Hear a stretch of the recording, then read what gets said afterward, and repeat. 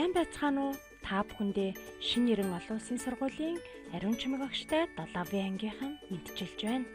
Таны мэдхийн цахим аялал хамтдаа гарцгаая.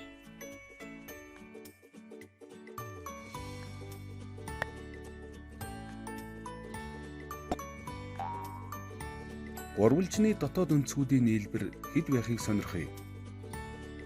Гурвалжны хоёр өнцгийг хайчлан 3 дахь хорийн өнцөг дээр эвлүүлж наагаад дэлгэмэл өнцөг үүсч байгааг хараарай. Дэлгэмэл өнцгийн хэмжээ 180 градус байдаг шүү дээ. Иймээс гурвалжны дотоод өнцгүүдийн нийлбэр 180 градус байдаг гэдэг нь харагдлаа. Гурвалжны дотоод өнцгүүдийн нийлбэр 180 градус гэдгийг батлая. ABC гурвалжнаа 3 өнгийн цаасаар давхарлан хайчлана. ABC өнцгүүдийн нийлүүлэн эвлүүлж наагаад дэлгэмэл өнцөг үүсч байгааг хараарай. Дэлгэмэл өнцгийн хэмжээ 180 градус байдаг шүү дээ.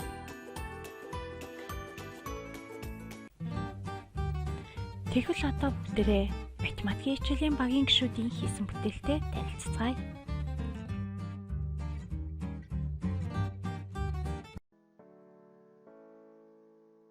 Сайн байцгаана уу? Та бүхэнд энэ өдрийн мэндийг хүргэе. Шинээр сургуулийн 7-ын ангийн сурагч Баяр миний би өнөөдөр та бүхэнд гурвалжингийн дотоод өнцгийн талаар багахан мэдээлэл хүргэхээр бэлтлээ.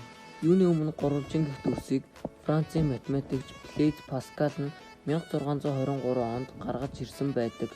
Ерөнхийдөө 6 төрлийн гурвалжин байдаг. Хажуу ортын дагуу тэгш өнцөгт скален, тэгш тав, өнцгийн дагуу тэгш өнцөгт мохон өнцөгт, урт өнцөгт гэх мэт 6 төрлийн гурвалжин байдаг.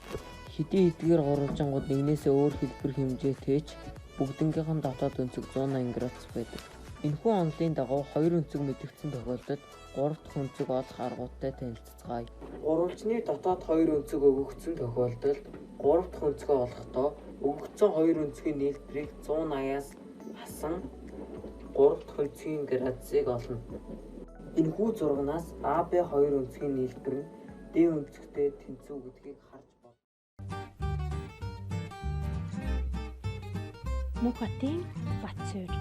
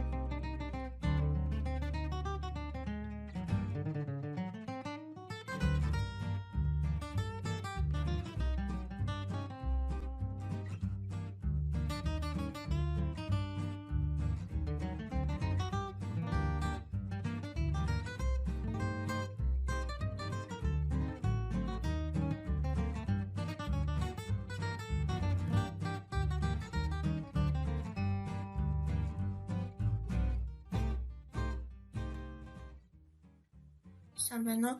Би шинээр сургуулийн 7-ын ангийн сурагч Яв Бэлгсайхан байна. Энэ удаад би идэвхтэй хичээлээсээ сурч авсан гурвалжны гадаад ба дотоод өнцгийг олох тухай та нарт зааж өгнө. Гурвалжингийн дотоод өнцгийн нийлбэр нь 180 градус байдаг. Учир нь нэг өнцөг дээр бусад хоёр өнцгийг авчирч тавихад дэлгэмэл өнцөг буюу 180 градус болж байна. Тэгвэл хэдүүлээ гурвалжингийн дотоод өнцгийг олох тухай бодлого бодцгоё.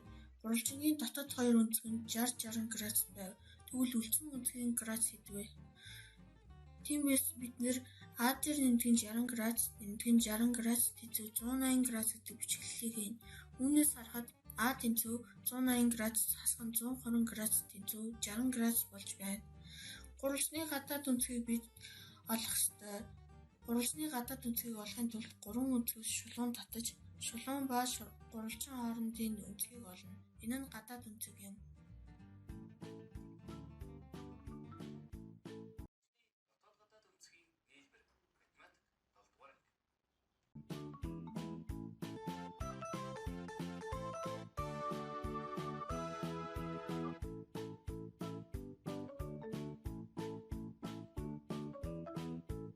Гурвалжныг талаар нь адил талд, адил хажууд, элдв талд гэж 3 ангилна.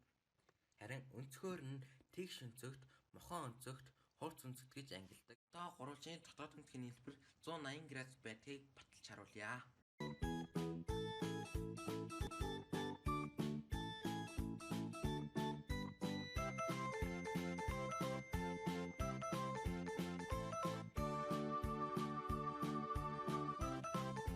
Дөрвөн өнцгтийн дотоод өнцгүүдийн нийлбэр нь 360 градус байна.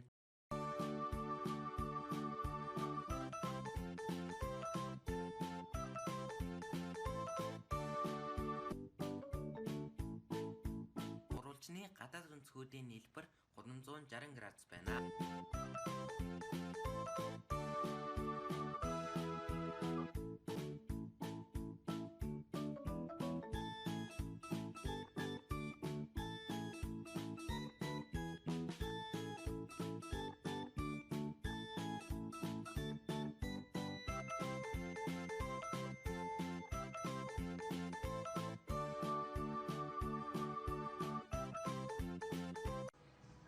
Би өнөөдрийн интерактив хичээлээр ямар ч гурвалжны дотоод өнцгүүдийн нийлбэр 180 градус, харин гадаад өнцгүүдийн нийлбэр нь 360 градус байдаг гэдгийг баталж харууллаа. Анхаарал хандуулсанд баярлалаа.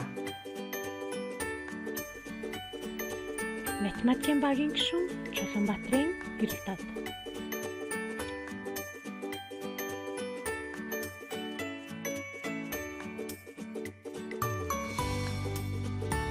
Гурвалжингийн дотоод өнцгийн нийлбэр нь 180 градус байдаг. Учир нь нэг өнцөг дээр бусад хоёрын өнцгийг авчирч тавихад дэлгэмэл өнцөг буюу 180 градус болдог. Харин гурвалжны гадаад өнцгийг олохын тулд 3 өнцгөөс нь шулуун татаж, шулуун ба гурвалжин хоорондын өнцгийг олно. Энийг гадаад өнцөг гэдэг.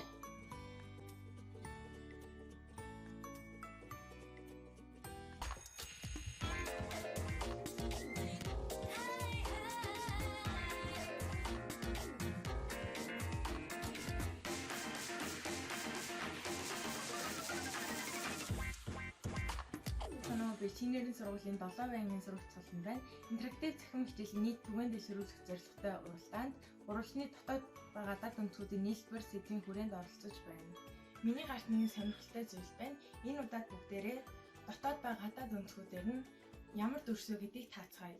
Ижил хэмжээтэй 3 гурвалжин хайчилж аваад 3 өнцгийг нь шар өнгөөр тэмдэглээд мөн шар өнгөөр тэмдэглэсэн өнцгүүдээ нийлүүлээд дэлгэмэл өнцөг үүснэ. Тэр дэлгэмэл өнцөг нь болохоор 180 градус байдаг. Тиймээс гурвалжны дотоод өнцгүүдийн нийлбэр 180 градус гэдэг нь харагдаж байна. Гурвалжны өнцгийг 180 градус гэдгийг өөр нэг аргаар баталж үзүүлье. Энэ удаад гурвалжны өнцгүүдийг улаан, ногоон, ягаан гэсэн 3 өнгөөр тэмдэглэе. Улаан, ногоон өнцгийг хайчлан ягаан өнцгтэй нийлүүлэхэд дэлгэмэл өнцөг буюу 180 градус үүсэж байна. Иймээс гурвалжингийн дотоод өнцгүүдийн нийлбэр 180 градус гэдгийг хоёр дахь аргаараа баталж байна. Өнөөдөр гурвалжны дотоод ба гадаад өнцгүүдийн нийлбэрийн тухай мэдэж авлаа. Суралцах цаг хугацаа орон зайн хязгаар гэж үгүй. E-контентын интерактив хичээлээр дамжуулан өөрийн үзэх гэж буй хичээлээ илүү сонирхолтойгоор хүлээн аваарай. Сайн байцгаана уу? Би шинийн сургуулийн 7 байнгын сурагч ийм зохицуулсан байна. Өнөөдөр би та нарт тойргийн талбай болон хүрээний уртыг олох аргыг зааж өгөх болно. Хамгийн түрүүнд томьёогоо мэдэх ёстой. Талбайг олох томьёо бол P гүйцэтгэх нь R-ийн 2 зэрэг.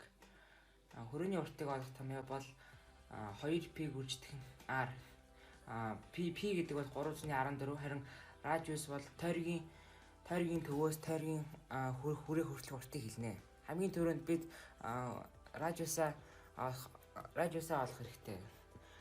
Радиусаа олсныхаа дараа талбайг олохын тулд 314-ийг үрждэг нь 15-ын 2 зэрэг.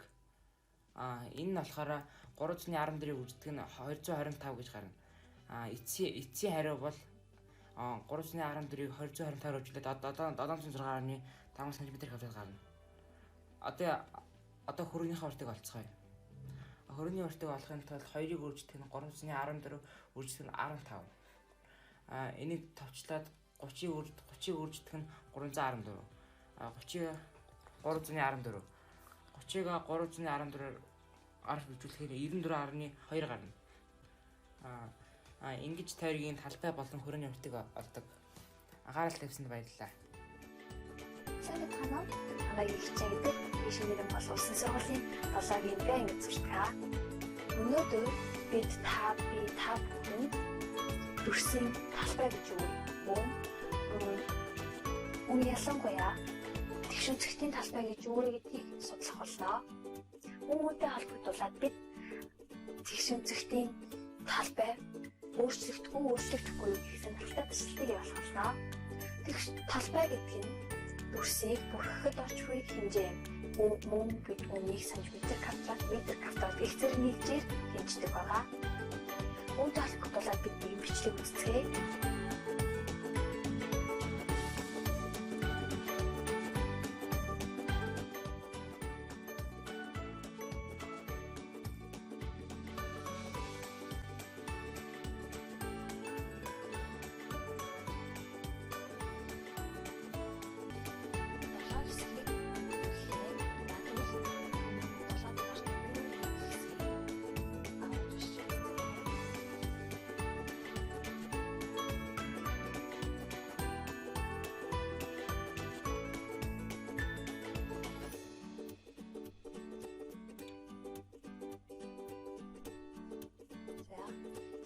Жогоочлон өмнөх шигээ талбай биш үү? Тэгэхээр би биш гэсэн. Яагаад дараагийн нэгдсэн байна?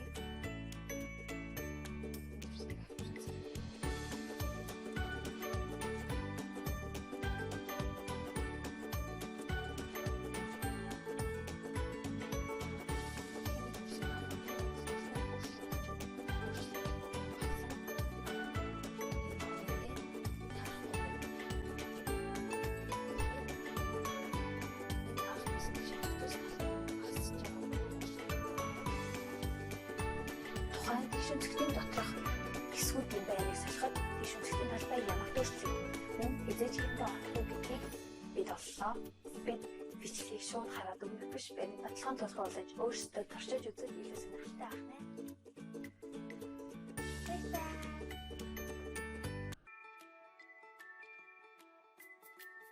Одоо бүгдээрээ физикийн хичээлийн багийнхантай уулзцгаая.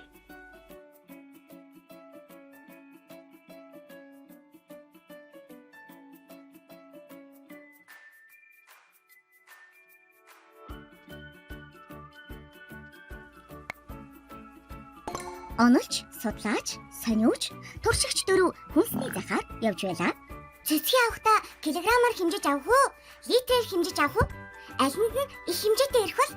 Шингэн биш учраас жигнэж авахд арай их ирнэ. Шууд тэгж дүгнэж болохгүй. 1 кг цэцгийг худалдаж аваад хуваарьтай цилиндер саваар хэмжиж үзье. Найзууд 1 кг цэцгийг аваад ангидаа очиж туршиж үзэхээр боллоо. Туршилт 1 кг цэцгийг 1 литр эзэлхүүнтэй юу? Хүүхдүүд хэмжилт хийхдээ дараах зүйлсийг анхаараарай. Дижитал жингээ хэмжилт хийхэд бэлэн болгож тэгш гадраг дээр байрлуулна. Жингээ асааж багжийн заалтыг тэглэнэ. Хуваарьтай шилэн саваар хэмжилт хийхдээ хуваар нь ямар байгааг ярилцаж нэг ойлголттой болгох. Цэцгийн хэмжээтэй төвшинг тэгш болгох. Хуваарийн заалтыг уншихдаа игц харах. Одоо 7-р ангийн физикийн хичээлийн багийнхны туршилтаа хэрхэн баталгаажуулсныг үздцгээе. Мөн хэрхэн баяжуулсан бодлого. Физикийн хичээлийн багийн гишүүн Мугатын Ананд.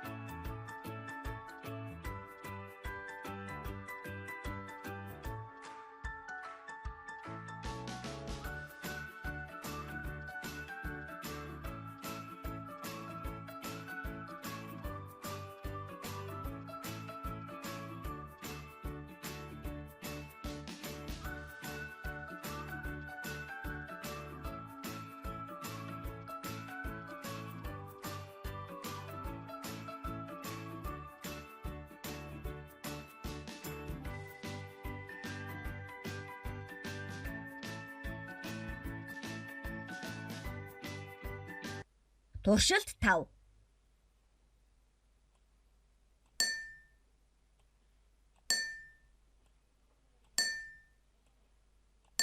Зөв байна. Сайн байна уу? Би шинэ нэрийн сургуулийн 7 байнгын сурагч байна.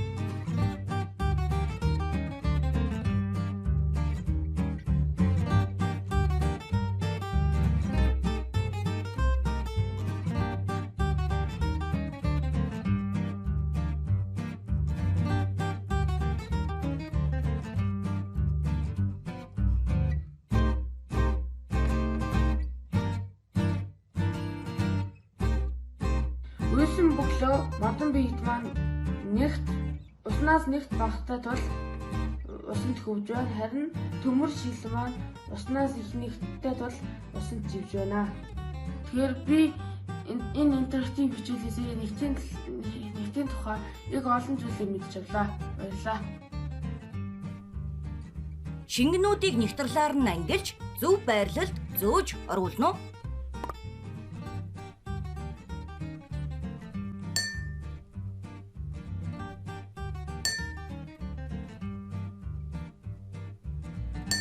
Зөв байна.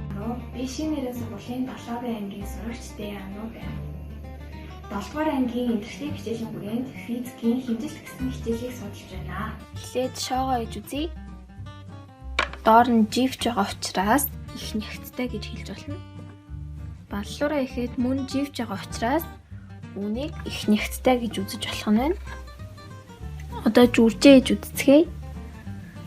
Гадаргуу дээр нь хөвж байгаа учраас үүнийг бага нэгттэй гэж үзэж болно. Одоо альмаа хийж үзье. Гадаргуу дээр нь хөвж байгаа учраас бага нэгттэй гэж үзэж болох нэ. Би энэ хичээлд хийсэн туршилтыг хүснэгтэд орууллаа. Үүнээс харахад устай харьцуулахад нэгт багтай нь цөцгий, алим, жүрч байна. Харин устай харьцуулахад нэгт ихтэй нь зүгийн бал, шоо, баллуур зэрэг байна. Иймээс нэгт багтай нь масс багтай, нэгт ихтэй нь масс ихтэй буюу масс болон нэгт нь шууд хамааралтай гэдгийг ойлгож авлаа. Сайн байцгаана уу, намайг Ананго гэдэг. Би шинээр олон улсын сургуулийн 7 дугаар ангийн сурагч байна. Өнөөдөр би интерактив хичээлээс 7 дугаар ангийн физикийн хичээлийг сонгон авч судлахаар болсон байгаа. 1 кг цэцгийг 2 литр хүртэл хэмждэг хуваартай шилийн савнд хийж үзье. 1 кг мөртлөө 1 литр хүрэхгүй. 100 кг цэцгийг хэмжиж үзвэл их зөрүү гарна.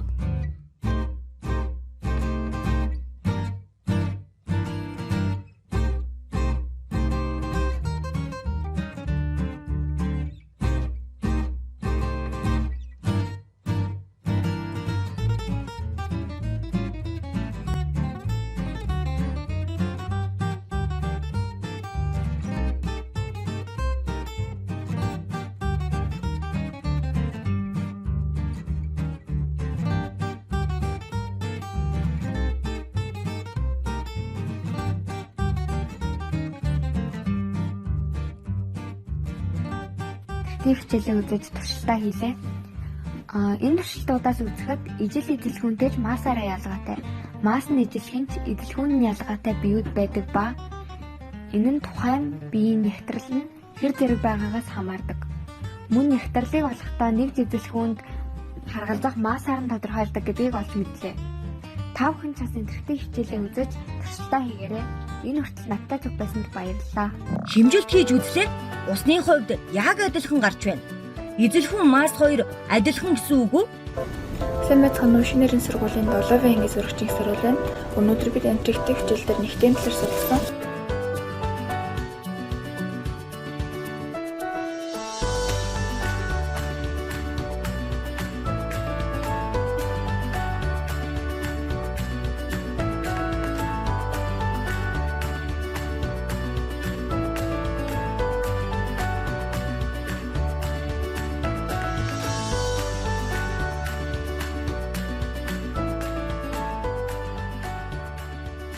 Эзэлхүүн нь талбай болон өндрийн нэгж векторуудын скалаар үржүүр бөгөөд цэвэр математик ухагтгуун тул энэ нь орон зайн хоосон цэгүүдийн олонлыг илэрхийлэх тоо юм гэж үзнэ. Эзэлхүүнийг олохдоо урт өргөн өндрийг үржүүлж болдог. Физикт нэгтийг нэг дэлгүүнд ногдох массаар тодорхойлдог. Өөрөөр хэлбэл объектын дэлгүүнд харьцуулсан массын харьцаа юм. Нэгтийг олохдоо массыг дэлгүүнд хувааж олдог ба нэгтийн үндсэн нэг чинь килограммыг хуваах нь метр куб, мөн туслах нэг чинь граммыг хуваах нь сантиметр куб. Нэгтийг паускээр тэмдэглэдэг ба аэрометр гэх багцаар хэмждэг. Туршилт 4. Эзэлхүүн нь ижил бол масс нь ижил эсхийг шалгах туршилт хийцгээе. Физикийн хичээлийн багийн гишүүн мөн хоёрын инхчин. Өнөөдөр би ус, тос, зөгийн бал 3-ын масс ижил бол эзэлхүүн нь ямар байхаа гэдгийг туршиж үзлээ. Туршилтын үр дүнд тос нягтршил ихтэй, усан дундад зөгийн бал нягтршил багатай гэдэг нь нотлогдлоо. Үүнээс харуул альва өөр биеүүдийн масс ижилхэн бол эзэлхүүн өөр, эзэлхүүн ижил бол масс нь өөр гэдэг дүгнэлтэнд төрлөө.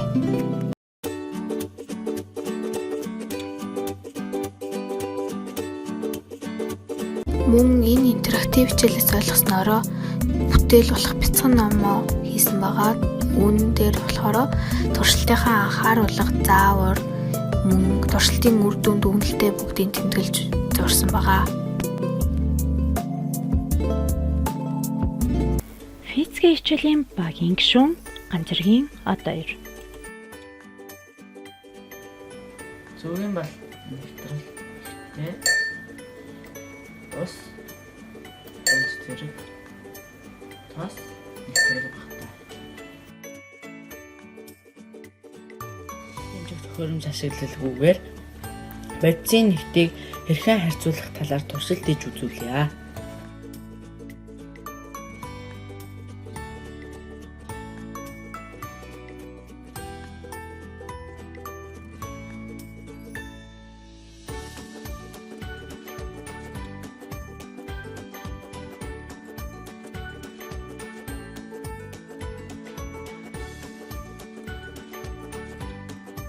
Үүнээс бид хамгийн нэгт багтай тос дээрээ хөвж, хамгийн нэгт ихтэй кетчуп дараа тунж, харин тосноос их нэгттэй кетчупнээс бага нэгттэй ус голдоо байгааг харж байна.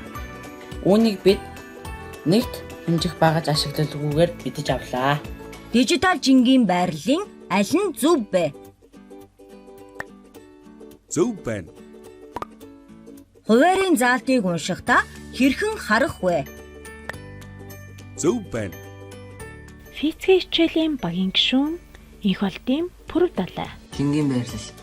Цахилгаан жингээр юм хэмжихдээ доод талд нь ямар нэгэн зүйлс тавихгүй яг тэгш гадаргуу дээр хэмжих хэрэгтэй. Хэмжүүртэй саваар усаа хэмжихдээ яг ингээд тэгшин барьж байгаа хэмжих хэрэгтэй. Хэрвээ ингээд дэлий барьж байгаа хэмжүүл хэмжээ нэгэ буруу сагдаад буруу болно. Шингэний хэмжихдээ дэлий барьж байгаад хэмжиж болохгүй тэгвэл хэмжээг нь буруу зан яг ингээд тэгшин гадаргуу дээр тавьж байгаад зөв хэмжих хэрэгтэй.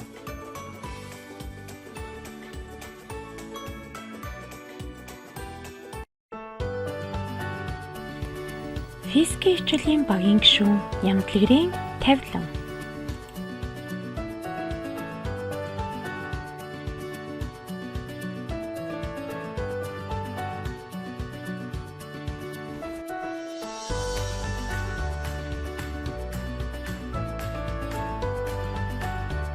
Сайн байна уу? Өнөөдөр физикийн хичээлээр үзсэн бодисолхон өөр өөр нэгттэй байдаг гэсэн хичээлийн доор туршилт хийх гэж байна.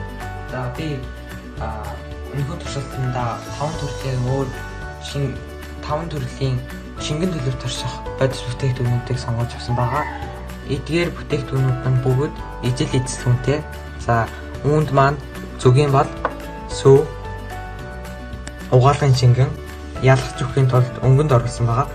Ус, ургамлын тос гэсэн ийм 5 бүтээгдэхүүн байна. За эхлээд бүгдээрээ эдгээр бүтээгдэхүүнүүдийн массыг хэмжиж үзцгээе.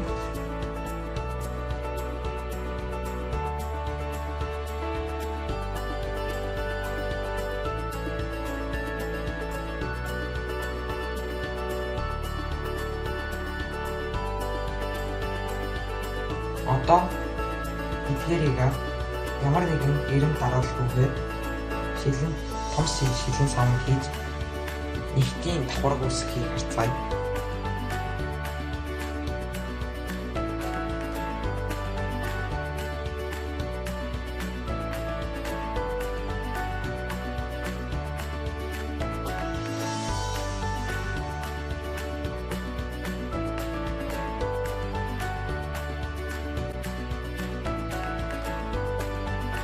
5 бүтээгдэхүүнүүд маань нэгтийн давхарг үүсгэсэн байна. Хамгийн хүнд нэгттэй буюу зүгийн бал, дараагаар нь сүв, дараагаар нь угаалгын шингэн, ус, ургамлын тус гэсэн ийм дараалтайгаар хамгийн доор нь хүнд нэгттэй, хамгийн дээр нь бага нэгттэй гэсэн ийм дараалтайгаар давхарг үүсгэсэн байна. За өнөөдрийн бодис болгон өөр нэгттэй гэсэн хичээлийг батдах зорилготой туршилт маань өрөөнд өндөрлөө. Баярлалаа. Тэгвэл өөрөөр бодсон асуудыг Физикийн хичээлийн багийн гишүүн гал одрахын Тэмүүжин. эдгээр 3 шингэнийг хэмжиж үзье. Ямар үдэн гарвал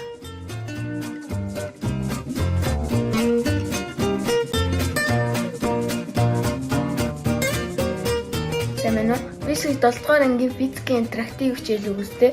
Энэ хичээл дээр тосон уснаас бага нэгттэй, харин зөгийн болон уснаас их нэгттэй гэж заасан. Харин би одоо энийг үүний хэсгийг туршиж үзэх гэж байна. Туршилтаа хийх бол хамгийн бэлтгэлэн авсан байх ёстой. Яг одоо миний урд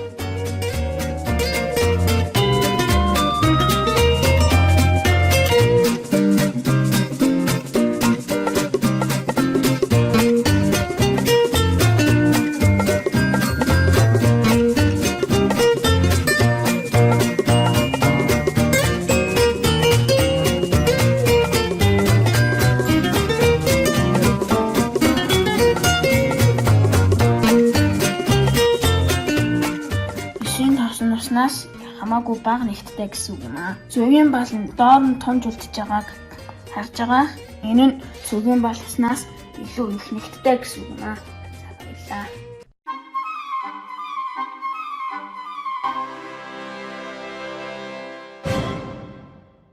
тэгвэл өөрөөр бодсон асуудыг ижил байгаар хэмжилт хийж эдгээр санааг батлах уу?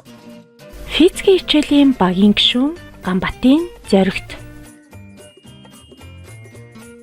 Физикийн 7 дугаар ангийн интерактив хичээлээс үзэсгэлэн би өөрийн судалгаа хийж та нартай танилцуулахаар шийдсэн юм аа. Килограмм ба литр нь хоорондоо төстэй юу? 1 литр ус нь 1 кг устай тэмцдэг. Энэ мэдээлэлд үндэслэн тухайн хоёрын нэгжийг ижлэгмийн хандуулах нь боломжтой байдаг.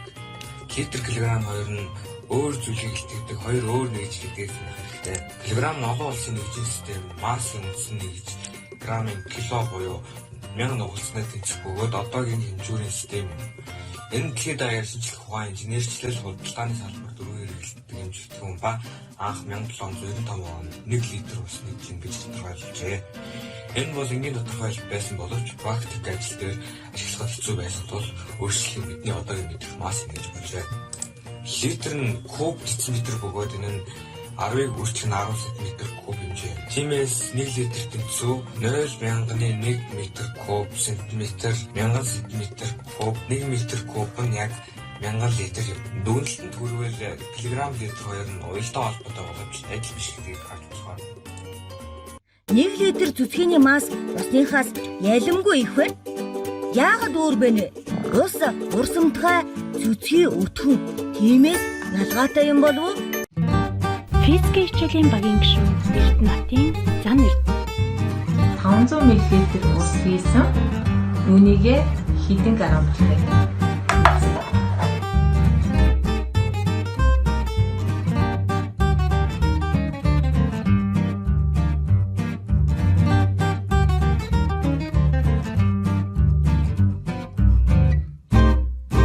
Масс нь арай их 520 мл. За одоо тэгвэл тарган дээр туршиж үзье.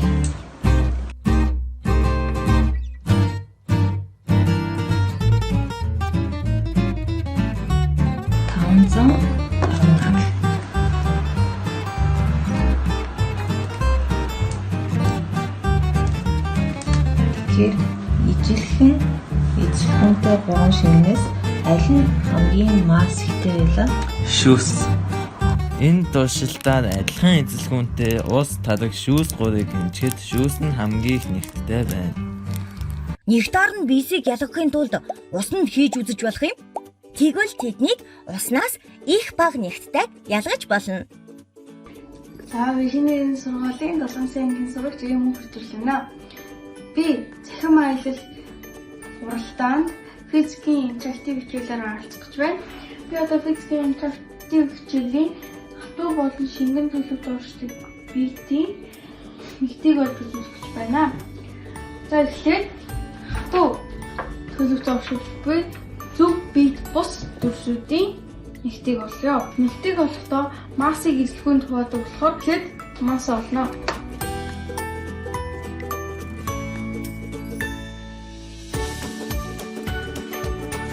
Хэлбэртэй дүрсүүдийн илэрхүүнийг олохдоо усанд хийгээд тэр их төвшин дээшилж байгааг нь хараад илэрхүүнийг олдог байгаа. Манайд яг тусгай мензурка байхгүй болохоор мензуртэй 1-300 хүртэлх төв гаргаж олох гэж байгаа бол зөв хариу арга байх гэж найдаж байна. За тэгээд туршилтаа. Яг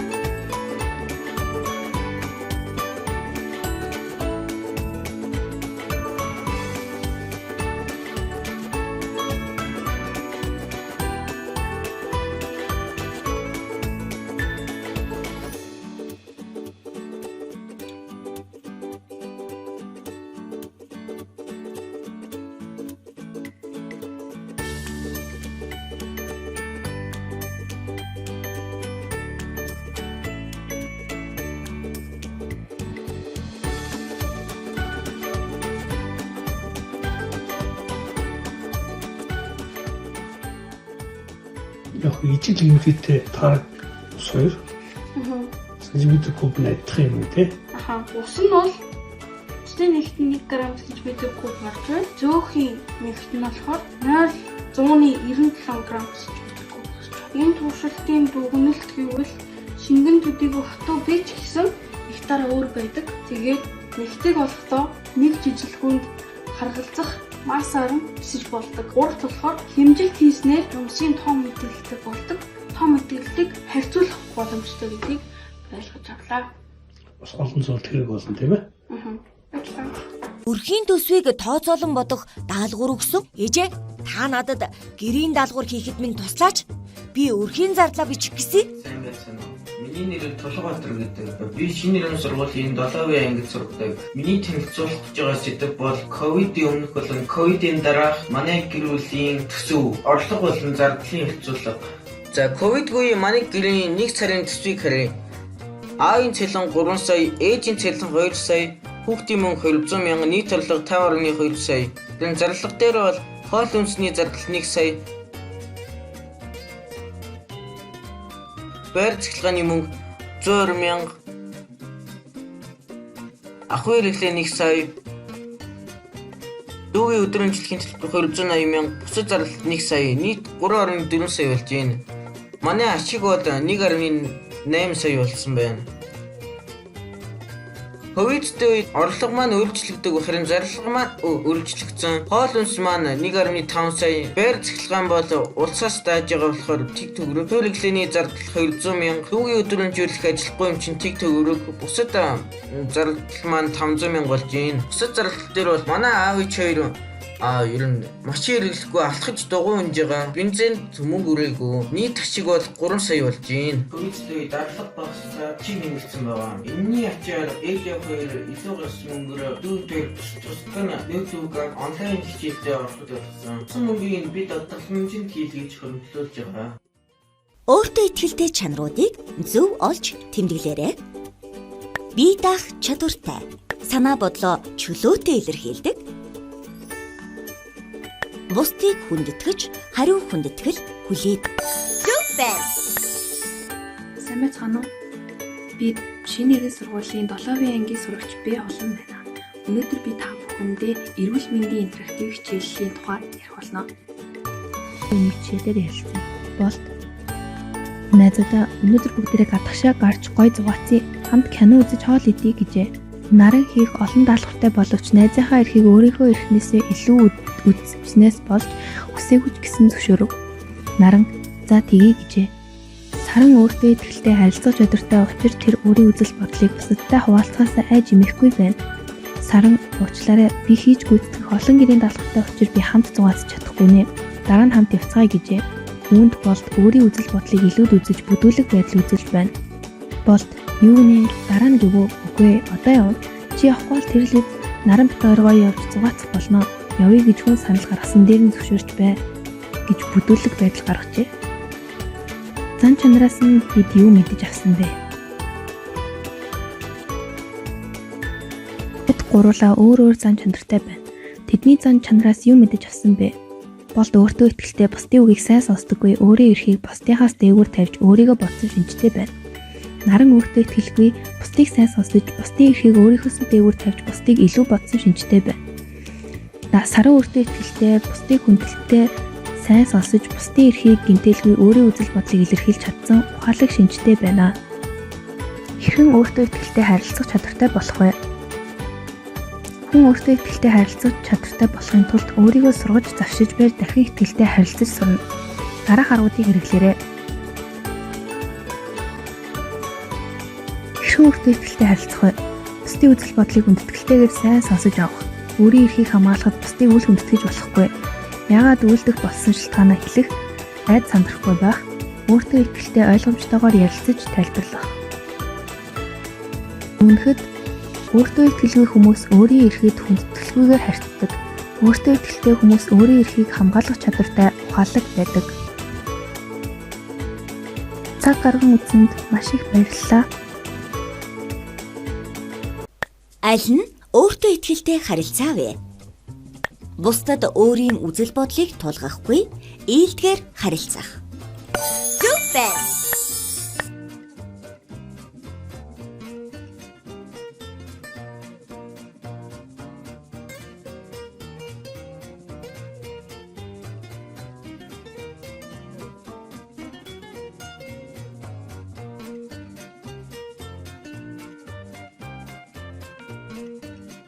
Одоо зөв зөвстэй талаар судалснаа хуваалцъя. Хин нэг нь чамайг гомдоовол яах вэ? Зарим хүмүүс муудалцсан хүнтэйгээ дахиж дуурдаггүй. Нөгөө дотроо тэр хүний зэвүүцэл үзээ ятдаг. Гэхдээ тухайн хүн байнга дарамтыг үзүүлж байвал өөрийнхөө сэтгэл санааг хамгаалахын тулд олдох хэрэгтэй байдаг. Гомдсон хүмүүс чи яагаад намайг доромжилж байгаа? Чи ингэж хэлдэг хийн юм. Чамд доромжлуулах болоогүй шүү гэх мэт өөр төрсөн мэдрэмжийн талаар нөгөө хүн рүү дайраад байдаг. Үүний оронд чиний надад хэлсэн үг надад муухай санагдлаа. Чи ямар утгаар хэлсэн юм бэ гэж айдуу зөөлөн хоолоогоор харьцаарай. Хэрэлдэж муудалцаад тарих таагүй мэдрэмжийг бичиж үлдээдэг. Ямар ч таагүй харилцаанд сэв үлдэх боломж бүү олно. Бусадтай зөв харилцах, өөртөө итгэл нэмэгдүүлж амжилт руу хөдлөх бөгөөд таны эрүүл мэндэд ч тустай юм. Жижиг томоо хоёр урлагийн төрлүүдээр аялахаар театр руу явлаа.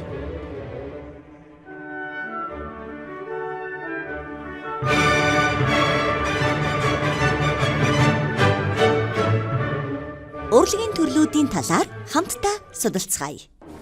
Театр ба хөгжим. Театрыг өгүүлэх арга хэрэгслээс үндэслэн хэрхэн хөгжүүлэх вэ?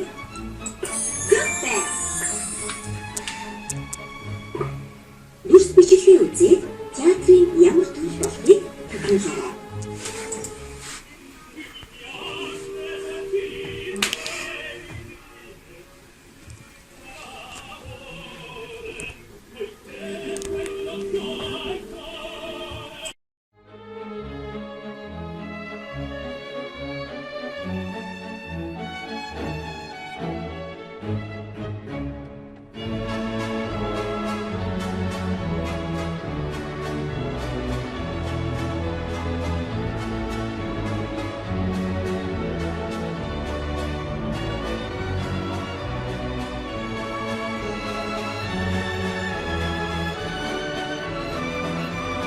Сайн байцгаана уу, намайг баяр сайхны ангилчин гэдэг.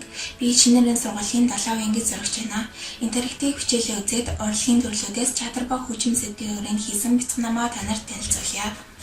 Театрын дотроо драмын, хөгжмийн, пантомимын гэсэн хэсгүүд бөгөөд дөр, бүжгэн жүжиг, дуул жүжиг, мюзикл гэсэн хэсгүүд тулгардаг. Эндээс дөр нь болохоор 16 дугаар зууны сүүлээр бий болсон бөгөөд анхандаа эзгууртуудын хооронд тоглогддог байсан бол анх 1637 онд Венецт олон нийтэд зориулсан театр байгуулагдсанаар олонний бүтээл болсон байдаг. Алдар цууд зохиолчид болох Моцарт, Россини, Верди, Чайковский гэх мэт зохиолчдын бичсэн төвөрөдийг бид сайн мэднэ. Ингээд хүүхдүүд та бүхэн хөгжмийн урлагийг сонирхон судлаарай. E-контентын интерактив хичээлд 1-6 дугаар ангийн хөгжмийн хичээлүүд боловсруулагдаж тавигдсан болохоор баяр сайхны эгч маань 6 дугаар ангийнхаа хичээлийг үзсэн байна.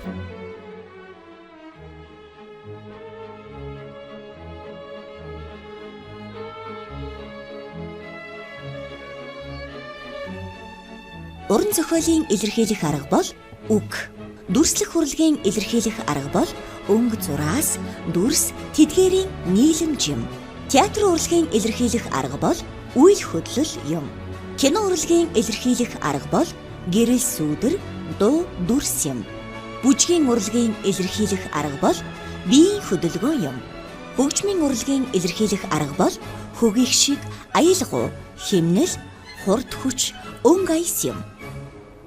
Урлагийн төрлүүд амьдралыг өөр өөрийн өвөрмөц аргаар илэрхийлдэг бөгөөд эдгээр нь хөгжмөнтэй салшгүй холбоотой.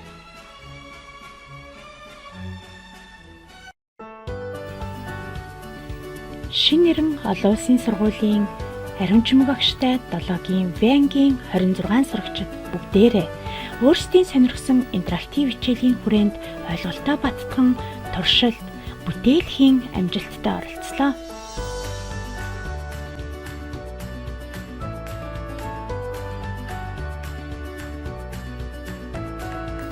Мөн хүүхдүүдийнхээ боловсролд анхааран үргэлж дэмжиж байдаг ээж аавуудаа маш их баярлалаа. Амжилт хүсье.